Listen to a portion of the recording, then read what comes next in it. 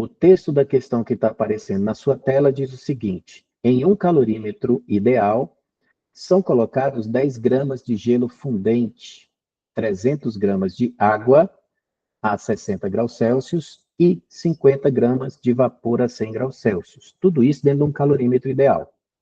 Considere que o calor específico da água vale 1 caloria por grama grau Celsius, o calor latente de fusão do gelo vale 80 calorias por grama, e o calor latente de vaporização da água vale 540 calorias por grama. Após o equilíbrio térmico, atenção para o que a questão nos pede. Após o equilíbrio térmico, a opção que mostra aproximadamente a quantidade de água no calorímetro em gramas é igual a quanto? Eu, particularmente, acho essa questão fantástica. Toda questão que exige bastante da capacidade de interpretação do aluno é uma questão interessante, porque vai avaliar justamente o conhecimento físico dele. E isso não é só avaliado por meio da resolução de contas, por meio de aplicação de fórmulas, é na capacidade de interpretar. E essa questão exige essa capacidade de interpretação do aluno. Então, vamos lá? Inicialmente, temos 300 gramas de água. Olha o texto da questão, está apontando isso para a gente bem aqui. Nós temos 10 gramas de gelo fundente. Gelo fundente, pessoal, a pressão de 1 atmosfera é gelo a temperatura de 0 graus Celsius, tá? O texto da questão, para ser bastante rigoroso, deveria dizer que todo esse processo de troca de calor e de mudança de fase está acontecendo em um ambiente onde a pressão atmosférica é de 1 atmosfera, mas ele não diz. FO negativo, mas FO positivo porque a questão é muito boa, tá? E temos também 50 gramas de vapor. Tá aí. Olhem as respostas que a gente tem aí de A até D. Com certeza, a água não vai virar vapor, mas o gelo vai virar água, porque a primeira opção indica que o mínimo que pode acontecer é você ter 310 gramas de água, que seria o quê? A água proveniente da fusão do gelo. 10 mais 300, 310. Então, no mínimo 310 a gente já sabe que vai ter. E já sabe também que a água, ela não vai se tornar vapor. Por quê? Porque todos os valores que eu tenho adiante são maiores do que 310. Significa o contrário. Significa dizer que parte do vapor vai se condensar e se tornar líquido. E mais, não é todo vapor que vai condensar, porque se fosse todo vapor que condensasse para se tornar água, eu teria que ter no final água 360 gramas. E tudo é inferior a isso. Tá vendo? Então, se eu não vou conseguir condensar toda aquela massa de vapor, significa que a temperatura de equilíbrio térmico no final, essa temperatura de equilíbrio vai ser de 100 graus Celsius. Está percebendo a necessidade de você interpretar? E que até agora a gente não precisou usar fórmulas. Está vendo? Então, muito cuidado com questões assim, porque questões assim, elas são belíssimas, mas exigem bastante do conhecimento físico e da capacidade de interpretar. E, normalmente, a maioria dos alunos, dos candidatos aos concursos, eles estão habituados a pegarem os valores numéricos para colocar em fórmulas e tentar chegar a algum resultado. Isso é um grande erro com a física, tá? Então, muito bem. Eu já sei que a temperatura de equilíbrio vai ser 100 graus Celsius, já sei que a água não vai virar vapor e já sei que o gelo vai virar água. E já sei que parte do vapor vai virar água. Como que eu faço, então, para fazer as contas e chegar ao resultado? Eu vou calcular a quantidade de energia que o gelo precisa para fundir completamente e depois para chegar a 100 graus Celsius. Depois eu vou ter que pegar e calcular a quantidade de energia que os 300 gramas de água precisa receber para poder elevar sua temperatura de 60 para 100 graus Celsius, que é a temperatura de equilíbrio. Aí eu vou somar essa energia que foi utilizada para fundir o gelo e elevar a sua temperatura, mais a energia que for usada para elevar a temperatura da água, e vou obter um valor total de energia que a água e o gelo receberam. De onde que veio essa energia? Do vapor. Aí eu vou pegar e fazer o quê? O que acontece quando o vapor cede energia? Ele condensa. Aí eu vou pegar essa quantidade de energia e calcular qual é a massa de vapor que se condensou ao vapor perder essa quantidade de energia. Entenderam? Então vamos lá. Vamos primeiro fazer com o gelo.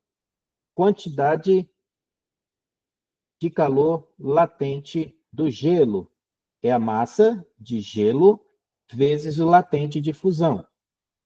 Quantidade de calor latente é igual a 10, e o texto está dizendo que é de 80 o latente de fusão. Então, 800 calorias. Aí isso aqui veio da onde? Isso aqui veio do vapor. O vapor já perdeu 800 calorias. Agora nós vamos pegar essa massa de água proveniente da fusão do gelo e calcular qual é a energia necessária para elevar a temperatura até 100 graus Celsius. Olha lá, essa é a segunda parte. Calor sensível do gelo é a massa vezes o C vezes o delta-teta do gelo. Calor sensível do gelo é 10. Calor sensível do gelo, cadê ele? Está dizendo 80, não. Ali é difusão. Calor específico da água. Ah, sim, o calor sensível não é do gelo, é o calor sensível da água, porque agora virou gelo, o gelo virou água, né? Então é 1 vezes o delta-teta. O delta-teta, ele está a 0 graus, vai para 100, então é 100. Perfeito.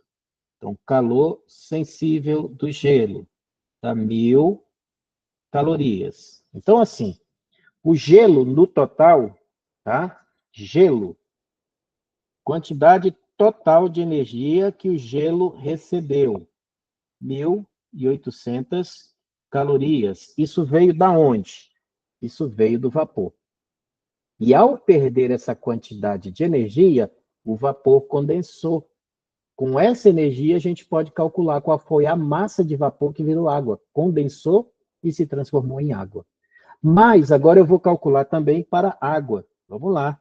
Porque a água está a 60 graus Celsius e eu sei que a temperatura de equilíbrio é 100. Então eu quero saber a quantidade de energia que a água precisou receber para atingir a temperatura de equilíbrio. Então, quantidade de calor sensível é a massa de água vezes o C da água vezes o delta-teta. Quantidade de calor sensível é 300 vezes 1, e aí de 60 para 100, 40, né? 40.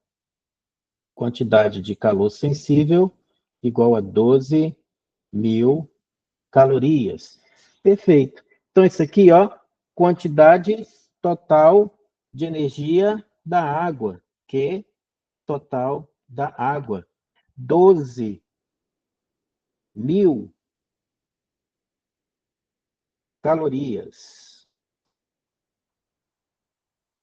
Repetindo aqui.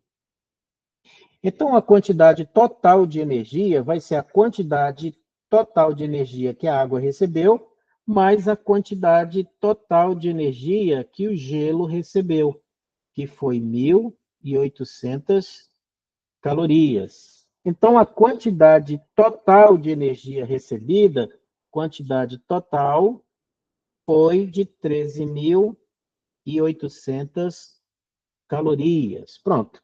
Água e gelo receberam isso da onde? De onde que veio isso?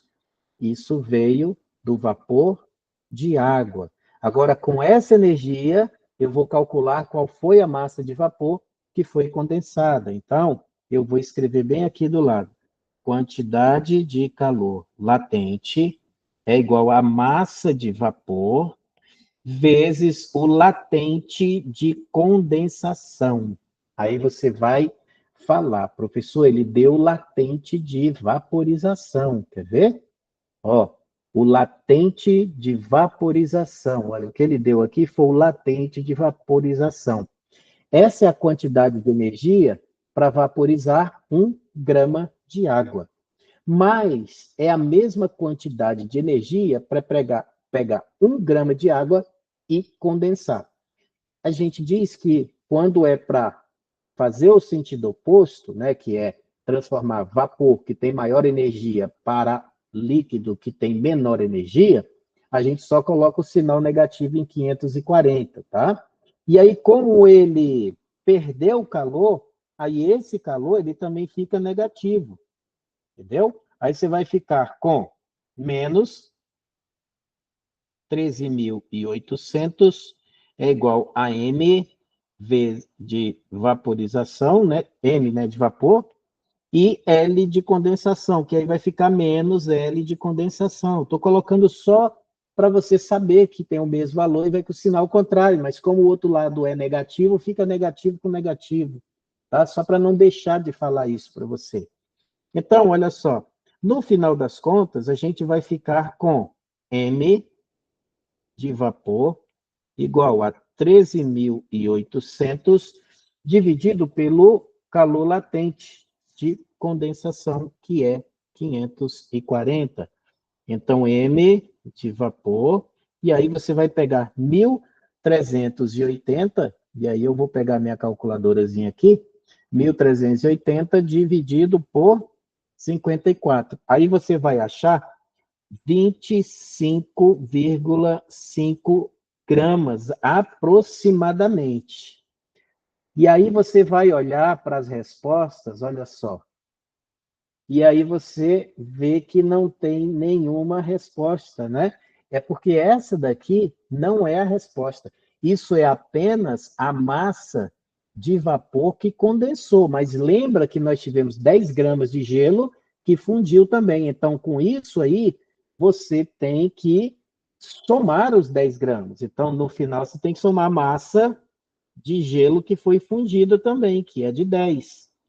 E aí, para ter a resposta, igual a massa total de água dá aproximadamente isso daí, que é 35,5 mais os 300 que tinha antes. Então, a massa total de água vai ser 335 gramas. E ele pede realmente um valor aproximado. Então, isso aqui é o que a gente chama de resposta. E isso aqui é o que a gente chama de gabarito. Então, está aí a questão resolvida para vocês, uma questão bastante interessante da banca, né? E muito interessante para o seu aprendizado também. Então, está aí questão resolvida, questão gabaritada, questão morta, questão sepultada.